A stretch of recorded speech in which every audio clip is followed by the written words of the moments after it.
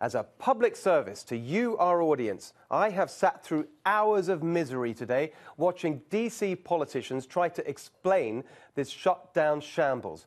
What an embarrassment they are. They pop up on our TV screens talking beltway gibberish and blaming each other. They keep saying how much they want to avoid a shutdown, but give the impression they're all actually loving the drama and the attention.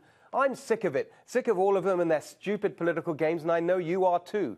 First, let's deal with the short term. It's perfectly obvious that this shutdown is engineered by the Democrats in order to pander to their extremist base and deny President Trump a political victory. Why else would they shove the DACA issue into the middle of the entire federal spending bill when it's got nothing to do with spending and there's a separate negotiation on immigration that doesn't have to be completed till March? But the real question is, why do we have this endless crisis over the federal budget? That's the long-term problem, and for that we can blame the Republicans just as much as the Democrats. Here's a simple way to think about it. Power is money. So the more money the politicians have to spend, the more power they have. No one wants to give up their power, so they just fight for more money, more of your money to spend. How do they decide what to spend it on?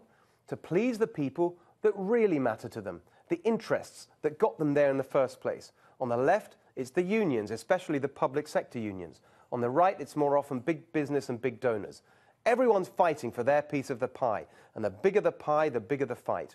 This shutdown is exactly what you'd expect from a system as corrupt as ours. It is the swamp in action.